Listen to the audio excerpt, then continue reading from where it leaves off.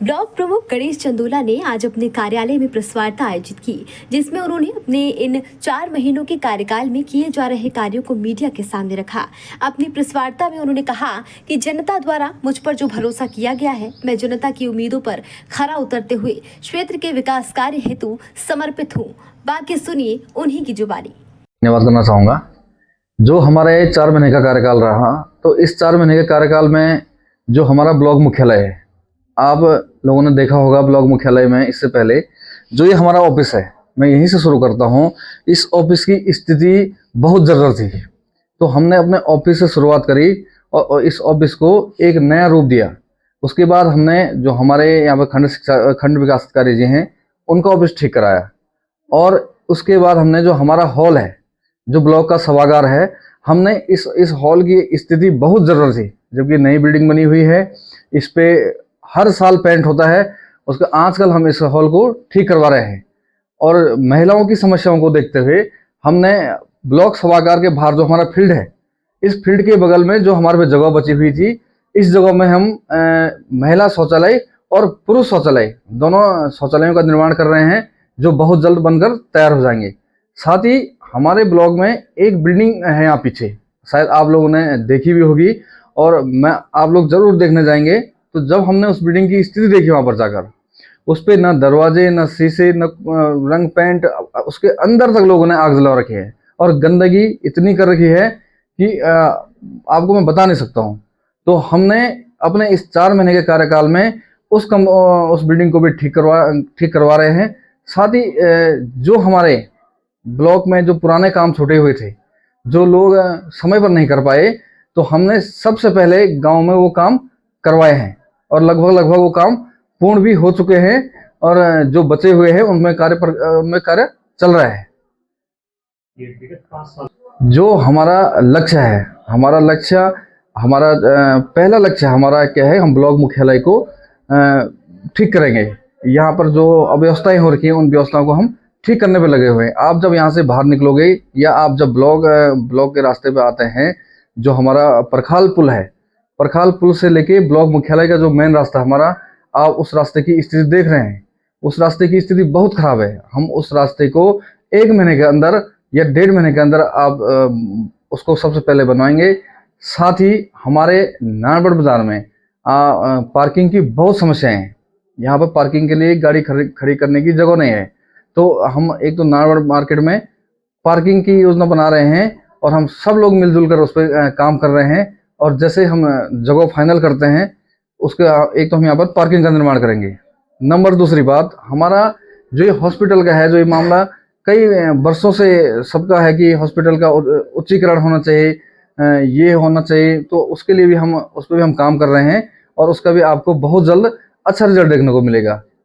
जहाँ तक उच्चीकरण की बात है, तो वहाँ पे जनसंख्या का मानक जो है आड़े आता है, तो उसमें संभव नहीं लगता है कि वहाँ पे उच्चीकरण हो पाएगा। लेकिन हाँ, एक व्यवस्था हो सकती है कि वहाँ पे कुछ अतिरिक्त जो बेड हैं मरीजों के लिए, उसकी कुछ वैसे की जाता है। जनसंख्या इसका एक बहुत बड़ा कारण है, क्योंकि हमारा जो जनसंख्या है, वो यहाँ की ब्लॉक की जनसंख्या कम होने के कारण उसका उच्चीकरण में कुछ बाधाएं जरूर हैं। लेकिन उच्चीकरण होना संभव नहीं है, या उस पर जो हम काम कर रहे हैं उसमें देखते हैं क्या हो पाता है। लेकिन हाल फिलहाल हम उसमें एक 10 बेड का रूम, मतलब जो इमरजेंसी हम जिसे कहते हैं, 10 बेड का रूम एक हम शासन को प्रस्ताव गया हुआ है, उस पर काम हो रहा है, उस पर काम चल रहा है और बहुत जल्द हम उस पर 10 बेड का रूम तैयार करेंगे। और साथ ही जो हमारा यहाँ पर अभी आपने देखा होगा कि हमने एक भव्य मेला कराया, उत्तरायणी मेला करके, तो इसमें हमारे जिला पंचायत अध्यक्ष जी आए हुए थे। मैं उनका भी बहुत बहुत धन्यवाद करना चाहूँगा। उनके माध्यम से उन्होंने हमारे ब्लॉक के लिए 5 लाख रुपए शौचालय के लिए दिए हुए हैं। तो जो यहाँ पर परखाल पॉइंट पर एक शौचालय बना हुआ है, जो आज जर्जर हाल में है, तो हम उसको एक नए रूप में बनाएंगे, जिससे कि क्षेत्र की जनता के लिए कुछ राहत मिल पाएगी। जी, ये राजकीय महाविद्यालय में जहाँ पर कि अभी विज्ञान संकाय शुरू नहीं हो पाया है, लगातार जो भी चाहे जनप्रतिनिधि आते हैं केवल घोषणाएं करते हैं, इस दिशा में क्या रहेगा, किस तरह से आप इसको आगे बढ़ाएंगे? जो हमारा महाविद्यालय मींग है, साइंस की फैकल्टी वहाँ पर अभी नहीं है, लेकिन उससे पहले मैं आपको बता दूं, यहाँ पर जो हमारा ज्योग्राफी सब्जेक्ट है, जो हमारे गाँव से बच्चे आ रहे हैं, लगभग यहाँ मेरे 70 से 80% बच्चे ज्योग्राफी से इंटर करके आते हैं, ज्योग्राफी सब्जेक्ट होता है।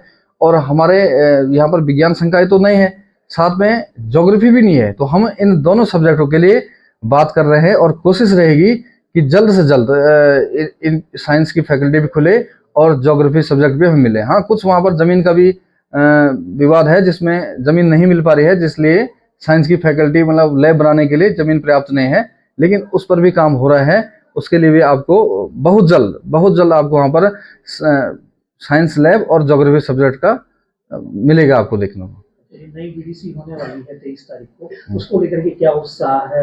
और प्रमुखों को जो मौसम बसंत पंचमी भी है, तो क्या उसमें बीडीसी का होना संभव हो पाएगा या वो इस तरह के? देखो, बसंत पंचमी को मद्देनजर रखते हुए, क्योंकि वो हमारा त्यौहार है, धार्मिक त्यौहार है, लोग अपने मायके जाते हैं, कोई ससुराल जाता है, मतलब हम उस दिन संभव नहीं हो पा रहा है, तो बीटीसी की डेट को हमने 2 फरवरी को कर दिया है। और बीटीसी को लेकर सारे नए जनप्रतिनिधियों में और हम में स्वयं में बहुत उत्साह है और हम बीटीसी 2 फरवरी को ही यहाँ पर बीटीसी संभव हो पाएगी। प्रभु जी, आपके कार्यकाल में जो 5 बीटी बढ़ जाएगा, तो जो ग्रामीण क्षेत्र है उन गाँव के लिए आपके पास विशेष कार्य योजना है कि चाहे तो चौतरफा कोई विकास कर पाए आपके जो पंचायत सदस्य बने या माननीय प्रधान बने? देखो, गांव को लेकर हम कई योजनाओं पर काम कर रहे हैं। हमारा गांव में क्या है, आप देखो, गांव में जो हमारे स्कूल बने हुए हैं, अभी हमारे गांव के अंतर्गत सर्वप्रथम जो हमारा फोकस रहेगा वो स्कूलों पर रहने वाला है, क्योंकि कई स्कूलों की स्थिति ठीक नहीं है, बिल्डिंगें ठीक नहीं है, टीचरों का समय पे आना नहीं हो पा रहा है। तो बीटीसी के बाद जो हमारी शिक्षा समिति है, वो लोग हम स्कूलों में जाएंगे, स्कूलों को देखेंगे और वहाँ पर जाकर देखेंगे कि काम कैसे स्कूलों को चल रहा है। और साथ ही जो गांव की कार्य योजनाएं हमारे पास हैं, अभी आपने देखा होगा विगत कुछ दिनों से भालुओं का बड़ा देखने को मिल रहा था, भालुओं का बड़ा आतंक था।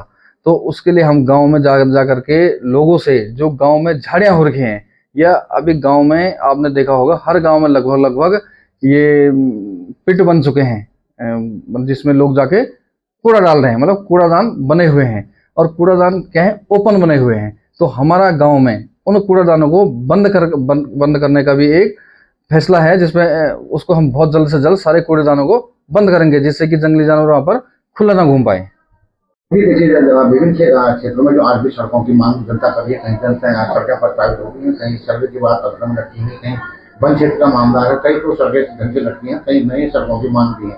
इसके अलावा नारायणगढ़ क्षेत्र में जब की तहसील अस्थायी भवन नहीं है, आपकी रिपोर्टिंग पुलिस चौकी का अस्थायी भवन नहीं है, आपके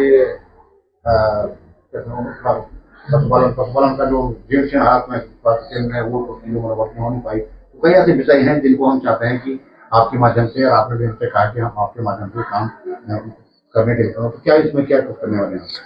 देखो जी, जहाँ तक सड़कों का हमारा मामला है, सड़कें हमारी लोगों का जाल तो बिछा हुआ है, लेकिन फिर भी हमारी जैसे नाखोली करके ग्राम सभा है, जहाँ पर अभी चुनाव भी नहीं हो पाए, नाखोली हो गया हमारा, और डुंगरी पैतोली है, बूंगा फारकोट बारकोट है, साथ ही हमारा मूसो डेरा तो पटोली टोक है, और इसके साथ साथ हमारी और भी अन्य कई सड़कें हैं, जैसे नारबड़ केवर हो गया, बिल्कुल नारबड़ ब्लॉक के सामने ही है और आज तक यहाँ पर सड़क नहीं है। साथ साथ हमारा नलगांव टू कबारतीर हो गया है, सड़क बनी हुई है, लेकिन इसमें शायद फेस थर्ड का काम होना बाकी है। और हमारा फरगलिया टू बमेला, मुख्य जो बमेला को जोड़ने के लिए मुश्किल से वहाँ से 2 किलोमीटर की सड़क है। अभी ये लोग नलगांव से जाते हैं और रोड के भी वहाँ पर बिल्कुल बहुत बुरे हाल है। और नारबड़, मानूर, बिड़गांव वगैरह वगैरह बहुत सारी हमारी सड़कें हैं। सबको साथ लेकर के जनता का सहयोग रहेगा तो इन सड़कों पर जल्द से जल्द काम होगा, और हमारी कोशिश रहेगी कि सारे जनप्रतिनिधियों से मिल करके इन सड़कों पर काम किया जाए। और साथ ही जो हमारे यहाँ पर तहसील भवन है, हम चाहेंगे कि तहसील भवन बने। इसके लिए जब तहसील भवन हमारा बन पाएगा तब जाके यहाँ पर कोई स्थायी रूप से तहसीलदार बैठ पाएंगे। साथ ही हमारे यहाँ पर ट्रेजरी की बिल्डिंग है, ट्रेजरी विभाग अभी इनके पास किराए की बिल्डिंगों पर है। साथ ही हमारी पुलिस चौकी है, ये भी किराए पे ही है। और भी बहुत सारी चीज़ें हैं यहाँ पर, पशुपालन की बिल्डिंग की जर्जर हाल है। तो और बहुत सारे काम होने हैं, सबके सहयोग से होने हैं, सारे जनप्रतिनिधियों का सहयोग लिया जाएगा, सारे क्षेत्रीय जनता का सहयोग लिया जाएगा। और भी जहाँ पर भी जिस भी गाँव में आपको कोई भी बुजुर्ग व्यक्ति हैं, माता बहनें हैं, कहीं कोई समस्या है तो आप ब्लॉक पर आकर के हमें बता सकते हैं, अवगत करा सकते हैं, ताकि हम उस समस्या का समाधान करने का कोई रास्ता निकालें। आपके आपके जी बिल्कुल, हेल्प डेस्क में हमारा काम चल रहे हैं। जो दूर दराज क्षेत्रों से आ रहे हैं या हमारे आसपास से बुजुर्ग लोग आ रहे हैं जिनको जानकारी नहीं मिल पाती है, क्योंकि अभी ब्लॉक की मुख्य बिल्डिंग न बनने के कारण, जो हमारा ये ब्लॉक है अभी यहाँ पर भी बिल्डिंगें बननी है, इनकी मुख्य बिल्डिंगें बननी है। तो इससे क्या है कि हमारे ग्राम विकास अधिकारी ये लोग अलग अलग क्षेत्रों में बैठे हुए हैं, अलग अलग कमरों में बैठे हुए हैं। एक बिल्डिंग होती है एक, तो लोगों को आसानी होती है। तो अभी जो हेल्प डेस्क हमारा है इससे लोगों को काफ़ी सहयोग मिल रहा है और मैं सबसे उम्मीद करता हूँ कि आप इसका अधिक से अधिक लाभ लें। लास्ट में अभी मैं सभी लोगों से अपील ये करना चाहता हूँ, आप अधिक से अधिक सहयोग करें और जो आपकी समस्याएं हैं वो आप हम तक पहुँचाएं, जिससे कि हम उन समस्याओं का समाधान करने का कुछ योजना बना पाएँ। और आप आए, आपका बहुत बहुत धन्यवाद। नमस्कार। खबर भारतवर्ष के लिए चमोली उत्तराखंड से कैमरामैन कुलदीप बिष्ट के साथ सुरेंद्र धनेत्रा की रिपोर्ट। अपने शहर, अपने प्रदेश की ताज़ा खबरों के लिए लाइक करें, शेयर करें, सब्सक्राइब करें और हाँ, बेल आइकन दबाना ना भूलें, क्योंकि खबर हमारी, फैसला जनतंत्र का।